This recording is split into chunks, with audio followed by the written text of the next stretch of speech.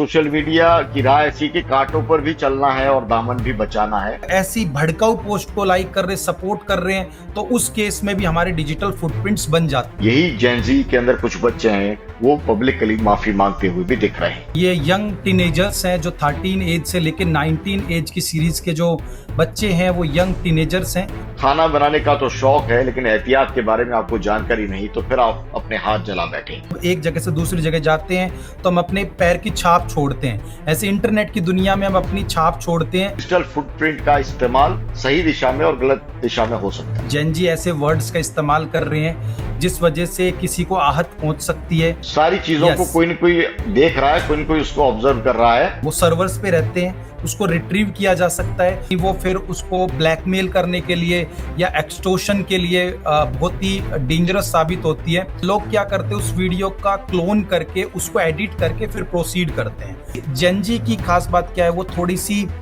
Aggressive in nature होती है और दूसरा इमीडिएट होती है, जल्दी सब कुछ करना है। आजकल एक डिजिटल फुटप्रिंट्स बहुत बड़ा वेपन बन चुका है। अपने लैंग्वेज बैरियर को ध्यान रखना पड़ेगा। अगर आप गलत करोगे तो डेफिनेटली उसका परिणाम गलत ही होगा। दोस्तों नमस्कार, पंजाब केसरी में आपका स्वागत है। आप देख रहे हैं एडिटर्स टेक, और एडिटर्स टेक में आज हमने मुद्दा ये उठाया है कि आखिर कैसे सोशल मीडिया पर किया गया कमेंट, पोस्ट या उस पर अपनी शेयर की गई एक्टिविटी आपके लिए सुविधा के साथ, आपकी वायलिटी के साथ समस्या का कारण भी कैसे बन सकती है।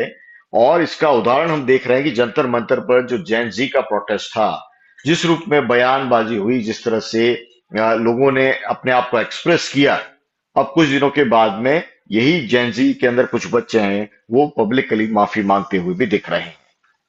मुद्दा पॉलिटिकल नहीं है दोस्तों, जो आपसे मैं बात कर रहा हूं। बात हो रही है सोशल मीडिया पर या डिजिटल वर्ल्ड में जो आपका फुटप्रिंट है, डिजिटल फुटप्रिंट है, उसके क्या कुछ मायने हैं और किन एहतियात के साथ में हमको काम करना होगा आने वाले वक्त में, अगर हम इस डिजिटल वर्ल्ड में रह रहे हैं, अगर हम सोशल मीडिया के प्लेटफॉर्म का इस्तेमाल कर रहे हैं।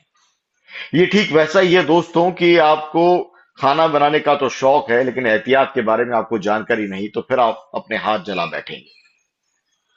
तो फिर सोशल मीडिया और डिजिटल वर्ड का इस्तेमाल करते वक्त किन किन बातों का ख्याल करना चाहिए, किन किन कौन कौन से मुद्दे हैं और डिजिटल फुटप्रिंट है क्या, इन तमाम मसलों पर बात करने के लिए हमारे पास में सीनियर साइबर एनालिस्ट और एक्सपर्ट पवन कुमार चौधरी मौजूद हैं।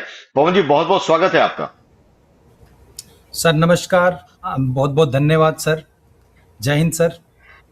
जय हिंद। आप चूंकि इस साइबर क्राइम या साइबर सिस्टम के अंदर जो लूप होल्स हैं, उन तमाम बातों को बारीकी से समझते हैं और अपनी एक्सपर्टीज जो सेवाएं हैं वो तमाम लोगों को देते हैं, जिसमें राजस्थान पुलिस और तमाम ऐसी एजेंसीज हैं वो शामिल हैं।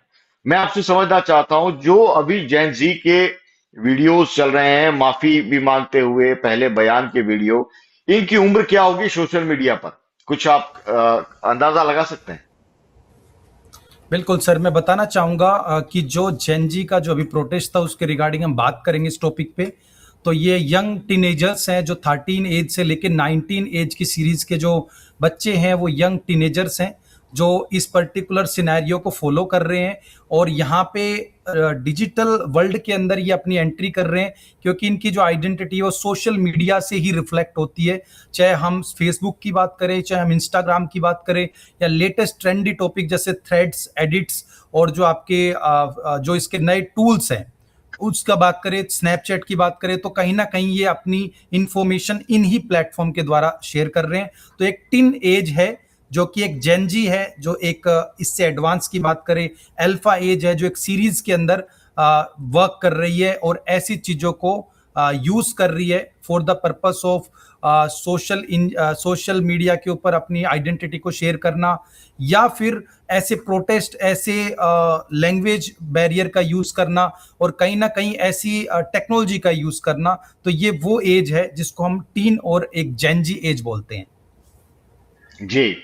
जो मैंने शब्द का इस्तेमाल किया, डिजिटल फुटप्रिंट, इसके मायने क्या हैं, और ये बिल्कुल सहज भाषा में आपसे समझना चाहेंगे क्योंकि तमाम व्यूअर हैं, उनके लिए बहुत बड़ी एक लर्निंग होगी कि आखिर इसके मायने क्या हैं और कैसे डिजिटल फुटप्रिंट का इस्तेमाल सही दिशा में और गलत दिशा में हो सकता है।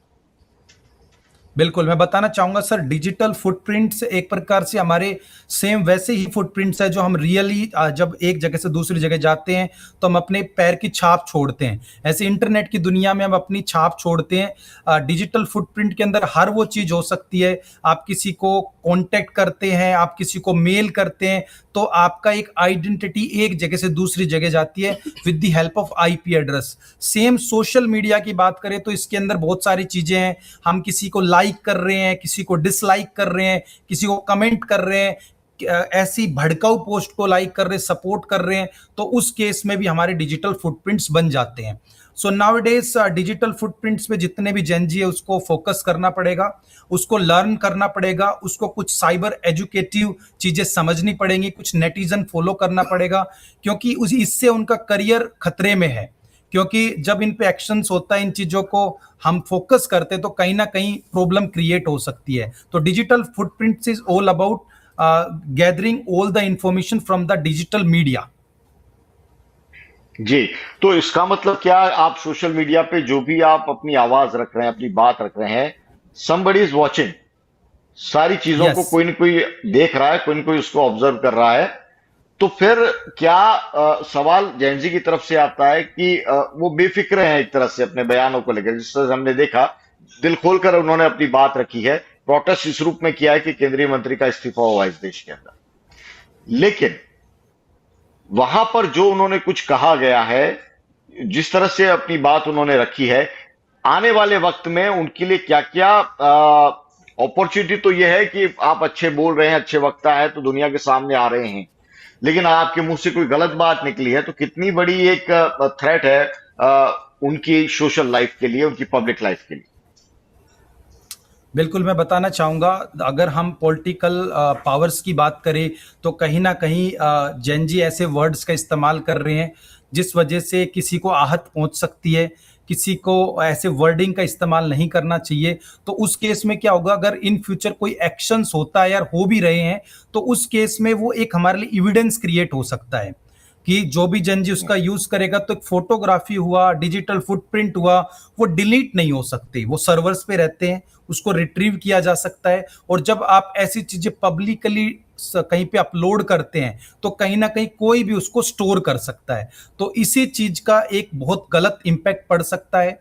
लोग अब्यूसिव लैंग्वेज का इस्तेमाल करते हैं तो डिजिटल फुटप्रिंट रिमूव नहीं होते। तो उनको इस चीज के बारे में सोचना पड़ेगा। अगर उनको भविष्य की चिंता है, उसको इन फ्यूचर कुछ करना है, तो डेफिनेटली उनको इन चीजों से अवॉइड करना पड़ेगा, ऐसे स्टेप से स्टेप बैक लेना पड़ेगा और वही चीज इंटरनेट पे शेयर करनी पड़ेगी जो कि नेटिजन और एक सिटीजन के लिए बहुत इंपॉर्टेंट है, जो उसको एक प्रकार से क्लियर और एक प्रॉपर फॉर्म में डिजिटल मीडिया या सोशल मीडिया को यूटिलाइज करने के लिए हेल्पफुल रहेगी। जी। पवन जी, मेरा एक सवाल है, कई बार हम जैसे हम लोग भी अगर बात कर रहे हैं तो हमारा कोई एक शब्द या हमारा एक वाक्य है, वो लेकर एक मीम भी बन सकता है, और वो पता नहीं किस कंटेस्ट में और किस संदर्भ में वो इस्तेमाल हो सकता है। तो ऐसे में एक तो हमें सावधानी क्या बरतनी है, ये तो ठीक है कि हमें उस तरह की भाषा का इस्तेमाल नहीं करना है, लेकिन फिर भी उसका दूसरी जगह उस मीम बनाकर उस कंटेंट का दुरुपयोग ना हो, इसके कुछ राइट्स हैं क्या, कुछ कुछ हमारे पास में अधिकार है क्या कि हम रोक सकें।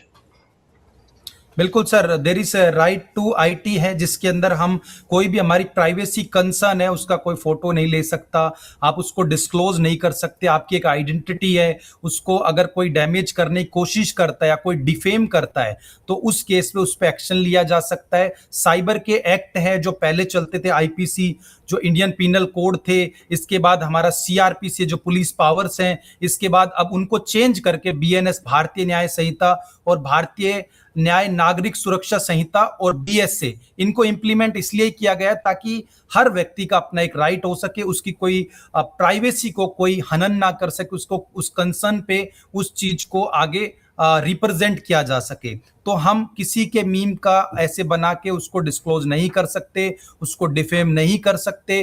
There is proper rights to observe, to secure this kind of identity as well as their own reliability in the digital or cyber domain।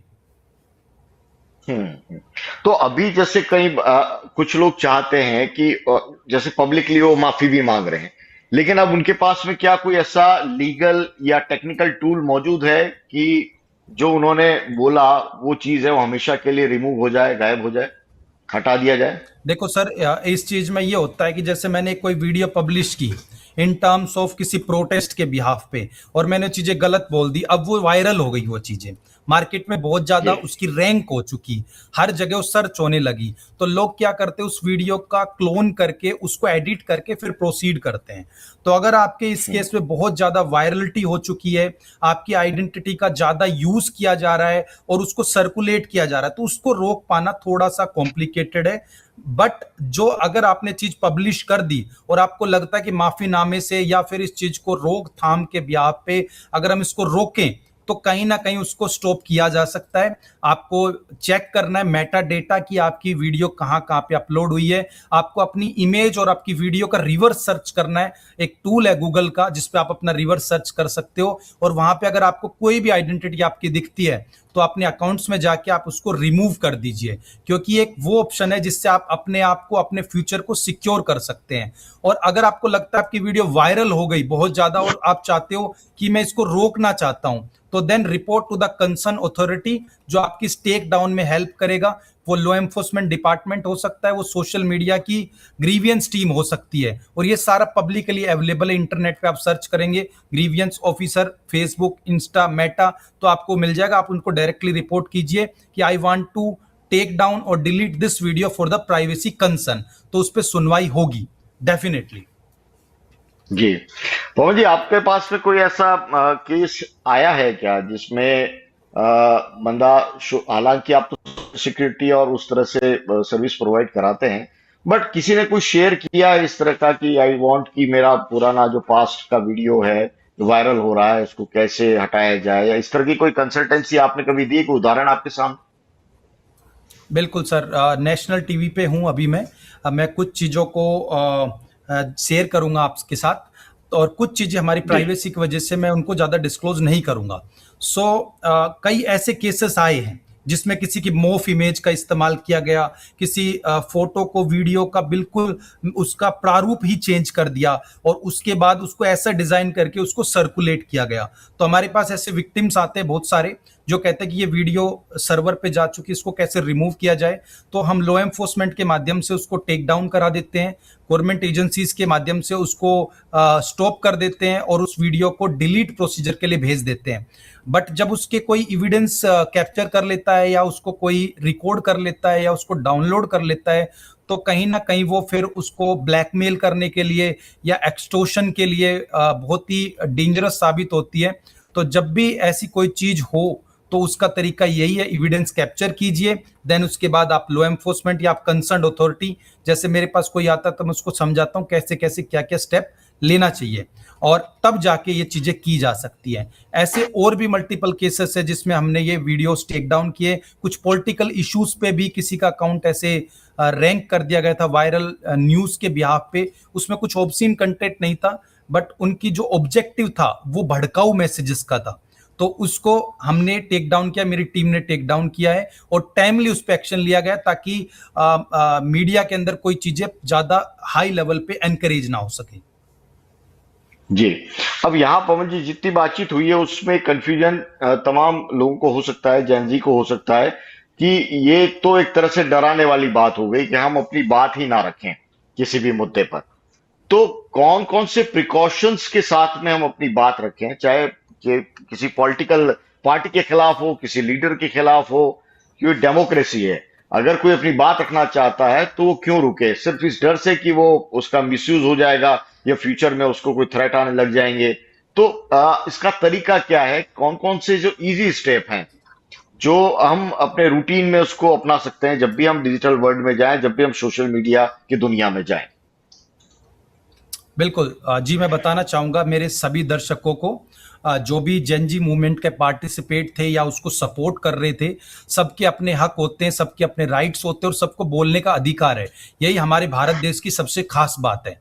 तो मैं बताना चाहूंगा कि सबसे पहले तो आपको अपने राइट्स पता होने चाहिए कि अगर आप सोशल मीडिया पे तो आपके साइबर के राइट्स हैं, उनके लॉस हैं, आपको उनकी पावर्स पता होनी चाहिए। अगर कोई आप पे एक्शन लेता है तो आपको खुद को कैसे सेफ रखना है और आप भी कैसे बच सकते हो। एक अपने अपने लैंग्वेज बैरियर को ध्यान रखना पड़ेगा। अगर आप गलत करोगे तो डेफिनेटली उसका परिणाम गलत ही होगा। बट अगर आप एक प्रॉपर एक नेटिजन बिहेवियर से साइबर दुनिया में आके कोई भी चीज पब्लिश करते हो और प्रॉपर वेल मैनर्ड के अंदर करते हो तो वो गलत नहीं है। तो सबसे पहले आपको अपनी लैंग्वेज को देखना पड़ेगा, आप किस लैंग्वेज का यूज कर रहे हैं, कहीं आप एब्यूसिव लैंग्वेज वर्डिंग का तो यूज नहीं कर रहे। दूसरा, आपको हैशटैग देखना पड़ेगा। आप हमारे जो सोशल मीडिया वर्क करता है तो किसी वो इंटरनेट सर्विस प्रोवाइडर के ऊपर डिपेंड होता है कि कैसे उसको सर्कुलेट करना है। तो जब आप ऐसे हैशटैग या ऐसे भड़काऊ चीजें डालते हो तो संभावनाएं है कि वो चीजें बंद हो सकती है जल्दी। तो हमें ऐसे हैशटैग यूज ना करें, साइबर सोवर्जिनिटी का यूज करें ताकि आप पे इन फ्यूचर कोई आपका अकाउंट बंद ना कर पाए, आपकी उन चीजों को टेक डाउन ना किया जा सके। और अपनी बात आप रखिए प्रॉपर वे में, और आप किसी प्रोपेगेंडा को लेके ना चलें, आप एक प्रॉपर पॉइंट ऑफ व्यू को समझाते हुए चलें। क्योंकि आज के टाइम पे रील्स ज्यादा एनकरेज हो रही है। गवर्नमेंट ऑफ इंडिया भी कह रही है आप अपनी एजुकेशनल रील डालिए ताकि एक एआई बेस्ड या आपके किसी पर्टिकुलर थिंग को सपोर्ट किया जा सके स्किल इंडिया के आधार पे। तो ये चीजें हो रही हैं। तो हमें कुछ की पॉइंट्स याद रखने, अपनी लैंग्वेज बैरियर को ध्यान रखें, आप कौन सा हैशटैग यूज कर रहे हैं उसका ध्यान रखें, साइबर सॉवरेनिटी के बारे में आपको पता होना चाहिए, डिजिटल राइट्स कौन कौन से आपके उनको यूज कीजिए, उनको यूटिलाइज कीजिए। दूसरा, आप जो भी पब्लिश करते हैं उसमें कोई ऐसा ओबसीन कंटेंट यूज ना कीजिए या किसी को डिफेमेशन वाली भावना मत रखिए। और दूसरा, एक नेट सिक्योर के बिहाफ पे आप चीजों को आगे प्रोसीड कीजिए, साइबर अवेयर होकर साइबर चीजों को फोकस करते हुए अपनी आइडेंटिटी को सेफ रखते हुए आप चीजों को आगे प्रोसीड कीजिए। तो डेफिनेटली जेनजी के लिए एक बहुत हेल्पफुल टूल है ये, जितने भी मैंने पॉइंट्स बताए। जी, ये तो केवल अपनी सिक्योरिटी की बात हुई, सेफ्टी की क्राइम का एंगल हमने उस पर ज्यादा चर्चा की।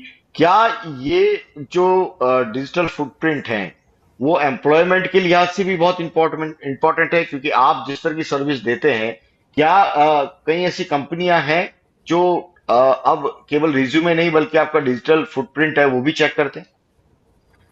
यस, डेफिनेटली सर, मैं बताना चाहूंगा, बहुत अच्छा क्वेश्चन है आपका। क्योंकि एम्प्लॉयमेंट एंगल से देखें तो अभी तो हमने बहुत सारे प्रोटेस्ट कर लिए, बहुत सारी चीजें कर ली, बट इन फ्यूचर वो हमारी नौकरी पे, हमारे व्यवसाय पे क्या इफेक्ट पड़ता है। क्योंकि ये सारे फुटप्रिंट्स आज के टाइम पे इंटरनेट पे अवेलेबल होते हैं और कोई उसको मुद्दा बना के हाईलाइट कर देता है तो वो लाइमलाइट में आ जाता है। और जब कोई जो भी आपको हायर करने वाली जो भी टीम है टैलेंट एक्विजिशन की, वो जरूर रिव्यू करती है कि आपके बैक फुटप्रिंट्स क्या हैं, आपने पीछे क्या क्या एक्टिविटी की। पहले क्या होता था, हम पुलिस वेरिफिकेशन देखते थे कि ये चीज उस चीज में जी फोकस हो रहा है कि नहीं, क्या उसको लिया जा सकता है कि नहीं, क्रिमिनल एक्टिविटीज में इन्वॉल्व तो नहीं है। बट आजकल एक डिजिटल फुटप्रिंट्स बहुत बड़ा वेपन बन चुका है इन टर्म्स ऑफ किसी को इन्वेस्टिगेट करने के लिए, इन टर्म्स ऑफ किसी की आइडेंटिटी चेक करने के लिए, वो किस कैटेगरी का व्यक्ति है और उसने क्या क्या अपने बैक फुटप्रिंट में चीजें की है, अपने पास्ट में क्या क्या चीजें एग्जीक्यूट की हैं। तो इसका सबसे बड़ा ये यूटिलाइज हो सकता है। अभी ये उस लेवल पे नहीं हो रहा। अगर हम आउट ऑफ इंडिया की बात करते हैं या फॉरेन कंट्रीज की बात कर रहे हैं तो उस केस में ज्यादा प्रचलित है और बहुत ज्यादा इस्तेमाल किया जाता है। बट इंडिया के अंदर इसका अभी इम्प्लीमेंटेशन स्टार्ट हो चुका है। क्योंकि अगर मैं इसी पॉइंट पे बात करूं तो जैसे कि जहां पे ये प्रोटेस्ट हुआ था दिल्ली पुलिस के उसमें, तो वहां पे कुछ फोटोग्राफी एआई के माध्यम से कुछ फोटोग्राफी आइडेंटिफाई किए गए थे, जो भी उसके अंदर एक्टिविटी हो रही थी, एआई का यूज करते हुए उनको आइडेंटिफाई करना, उसको रिकॉग्नाइज करना आर्टिफिशियल इंटेलिजेंस मैकेनिज्म के आधार पे। तो इसका मतलब वो चीजें अगर स्टोर की गई है, देखी गई है, तो कहीं ना कहीं हमारे को अपने फुटप्रिंट्स का ध्यान रखना होगा, हम उस चीज में इन्वॉल्व ना हो। एक एक सिक्योर फ्यूचर और सिक्योर एम्प्लॉयमेंट के लिए आप अपने फुटप्रिंट्स को खुद भी रिमूव कर सकते हैं, बस शर्त यह है कि वो वायरल और लाइमलाइट में नहीं होना चाहिए। जी, आपने कहा कि आप अपने डिजिटल फुटप्रिंट है वो रिमूव भी कर सकते हैं और सेल्फ चेकिंग है वो उसको प्रोसेस भी कर सकते हैं। कौन सा ऐसा तरीका है, अगर आप बिल्कुल सहज भाषा में बता सकें, कि अगर मैं चाहूं कि फेसबुक पर मेरी एक्टिविटी है वो और लोगों के हाथ में कभी ना पहुंचे, या गूगल पे मेरी एक्टिविटी कहीं कभी ना पहुंचे, चैट का भी यूज करते हैं एआई के टूल्स का, उसकी एक्टिविटी कहीं किसी तक ना पहुंचे, तो ऐसे में कौन सा ऐसा मेथड है जो बताना चाहेंगे? हालांकि सबकी जानकारी में रहता है, लेकिन बड़ी संख्या में दर्शक हमारे साथ में जुड़ रहे हैं, हर एज ग्रुप के हैं, तो सभी की जानकारी के लिए अगर आप उसको हाईलाइट कर दें उन पहलुओं को। जी, मैं बताना चाहूँगा ऐसे बहुत सारे free of cost social media based tool हैं जो आपकी आइडेंटिटी को बताते हैं। आप अपनी आइडेंटिटी को कैसे चेक करें, तो सबसे पहले जब भी आप कोई भी चीज़ चेक करते हैं, तो आपका एक सोशल मीडिया हैंडल होता है। जैसे फॉर एग्ज़ाम्पल मेरा social media handle I am Pawan solo, तो मैं उस सोशल मीडिया हैंडल को हैशटैग के माध्यम से आइडेंटिफ़ाई करूँगा कि मेरे क्या-क्या फुटप्रिंट्स इंटरनेट पे अवेलेबल हैं। कई बार क्या होता है, जैसे सपोज मेरा नाम वायरल हो गया, तो मेरा नाम तो रियल रहेगा, कोई फेक नेम तो यूज नहीं करेगा, तो वो नेम जहां जहां पे रिफ्लेक्ट होगा मुझे एक एक की पॉइंट्स में वो चीजें दिखाई देंगी। अब क्या होता है, हमें ये चेक करना है कौन सा हमारा है कौन सा किसी और का है, क्योंकि जब आपके कोई फुटप्रिंट्स का या आपकी आइडेंटिटी का मिसयूज करता है, तो आपका सोशल मीडिया हैंडल चेंज हो जाता है। सपोज किसी एनोनिमस जी। के नाम से या किसी अननोन के नाम से, तो उसको हमें क्या करना है, उसको हमें रिपोर्ट करना है। तो वहां पे आता है कि रिपोर्ट एज ए इंडिविजुअल और report as a law enforcement. अगर हम पुलिस के माध्यम से या किसी एजेंसी के माध्यम से रिपोर्ट करेंगे तो हमें दूसरा ऑप्शन चूज करना है, अगर हम खुद से रिपोर्ट करेंगे तो हमें एज ए इंडिविजुअल चूज करना है। अब उसमें पूछा जाता है कि जिसको आप रिपोर्ट करने वाले हो, क्या वो आपकी फेक आइडेंटिटी है या कोई और है। अगर आप किसी और का भी रिमूव करना चाहते हो, तो आप उसकी आइडेंटिटी बताते हुए उनको भी रिमूव करा सकते हैं आप। और आप खुद का रिमूव करना चाहते हो तो आप माई सेल्फ करके आप उसको रिमूव कर सकते हैं। ये फैसिलिटी फेसबुक, इंस्टाग्राम, थ्रेड्स और जो नया इंस्टेंट आया उसके अंदर, और आपका स्नैपचैट, इन सब पे अवेलेबल है। स्नैपचैट के अंदर क्या होता है, 1-to-1 सिस्टम होता है, और ये सोशल मीडिया ये सबसे इंटरकनेक्टेड है, तो सारे ऑप्शंस अवेलेबल हैं। फिर भी आपको लगता है कोई ऐसी वीडियो, कोई भी ऐसा कंटेंट जो कि पब्लिश हो चुका है और उसको रिमूव करना आसान नहीं है, जैसे किसी थर्ड पार्टी ने उसको अपलोड कर दिया किसी बड़े पेज पे जिसके कई मिलियन फॉलोवर हैं, तो उसको मल्टीपल रिपोर्ट के थ्रू आप उसको टेक डाउन करा सकते हैं। शर्त यही है कि वो आपका खुद का आइडेंटिटी और खुद का कंटेंट होना चाहिए। तो ये टूल्स आपको फ्री ऑफ कॉस्ट मिल जाएंगे। इनको आपको चेक करना है यूजर एक्टिविटी टूल के नाम से, तो आपको आपकी एक्टिविटी के एक एक चीजें मिल जाएंगी, और ये सभी सोशल मीडिया ने इंप्लीमेंट किया है ताकि आप अपनी आइडेंटिटी को सेव कर सकें। तो ये हम इंप्लीमेंट कर सकते हैं साइबर हाइजीन एंगल से और खुद की आइडेंटिटी को सिक्योर रखने के पॉइंट ऑफ व्यू से। जी। कुल मिला के इस बात को उस रूप में कंक्लूड करते हैं कि चाहे जैन जी हो, चाहे फार्मर प्रोटेस्ट हो, तो विरोध तो हमेशा एक चीज है, वो होती ही है, और विरोध की भाषा क्या होगी वो हमेशा ध्यान में रखा जाना चाहिए, जिस रूप में जो आपकी बात से चीजें समझ के आ रही हैं। एक मैं ये आपसे समझना चाहता हूं कि अ, जो जैन जी या जो भी हम यूथ कहते हैं, उसको अब किस तरह की सावधानी बरतने की जरूरत है? अगर हम डिजिटल वर्ल्ड में जा रहे हैं, अगर हम पब्लिक लाइफ में जा रहे हैं, तो क्या क्या एहतियात रखनी चाहिए, एक बार फिर से तमाम व्यूअर को बता दें, और उसी के साथ हम चीजों को कंक्लूड करेंगे। पवन जी। बिल्कुल, मैं बताना चाहूँगा जो जितनी भी हमारी जेन जी है, अल्फा जनरेशन है, या फिर जो आने वाली जनरेशन्स है, उनके लिए बहुत अच्छा इंपॉर्टेंट पॉइंट बताना चाहूँगा मैं कि खुद को कैसे सेफ रखना है डिजिटल वर्ल्ड के अंदर, इस साइबर दुनिया के अंदर जिसके अंदर बहुत सारे चैलेंजेस है, बहुत सारी अपॉर्चुनिटीज आपका वेट कर रही है। तो सबसे पहले तो आपको एक एहतियात बरतनी पड़ेगी कि जो भी आप चीज़ें जी। कर रहे हैं उसको सोशल मीडिया की दुनिया में आप पब्लिश ना करें। जैसे कि आप, जी। जेन जी की सबसे जी। बड़ी दिक्कत होती है, खाना खाएंगे तो भी स्नैप लेंगे, रात को डिनर कर रहे हैं तो भी स्नैप ले रहे हैं, कहीं घूमने जा रहे हैं तो भी स्नैप ले रहे हैं। इसी वजह से बहुत लोगों को इसका इश्यूज फेस करने पड़े। इससे आपकी पर्सनल आइडेंटिटी का लॉस हो रहा है, आपकी फाइनेंशियल वैल्यू का लॉस हो सकता है, कोई थेफ्ट प्रोड्यूस कर सकता है या कोई ऐसी एक्टिविटी कर सकता है आपके पीछे से। तो सबसे पहले तो अपनी आइडेंटिटी को अपने तक सीमित रखें, उसको पब्लिकली डिस्क्लोज ना करके अपने प्राइवेट सर्किल में रखें। दूसरी चीज, जो भी आप चीज पब्लिश कर रहे हैं बिल्कुल ध्यान से रीचेक करके आप चीजों को पब्लिश करें। आप चाहे तो अगर आप आर्टिफिशियल इंटेलिजेंस अलग अलग चैट बोट्स का यूज कर रहे हैं तो उसमें भी आप सर्च कर सकते हैं क्या ये इंफॉर्मेशन डालने लायक है या नहीं, क्योंकि जेनजी की खास बात क्या है, वो थोड़ी सी एग्रेसिव इन नेचर होती है और दूसरा इमीडिएट होती है, जल्दी सब कुछ करना है, तो वो चीजों को फिगर आउट नहीं कर पाते और उसके बिहाफ पे वो चीजों को एज इट इज पब्लिश कर लेते हैं जिसका परिणाम गलत हो सकता है। और चौथा मैंने जो बताया साइबर हाइजीनिसिटी, कैसे अपनी चीजों को सिक्योर करना है, चाहे हम पॉइंट ऑफ व्यू से करें कि कोई डेटा लीक ना हो, या हम जो भी चीज रिप्रेजेंट कर रहे हैं कहीं पे हमारे ऊपर बात ना आए इन फ्यूचर, या हमारा कोई मिसयूज ना कर सके, और जो भी हम आइडेंटिटी दिखा रहे हैं उससे हमारे ऊपर कोई एक्शन ना लिया जा सके। ये बहुत सारी चीजें हमारे को ध्यान रखनी पड़ेगी, तभी जाके हम इन चीजों से बच सकते हैं, अपनी आइडेंटिटी को सेफ रख सकते हैं, और सोशल मीडिया के ऊपर हम एक फ्यूचरिस्टिक वे में आगे बढ़ सकते हैं।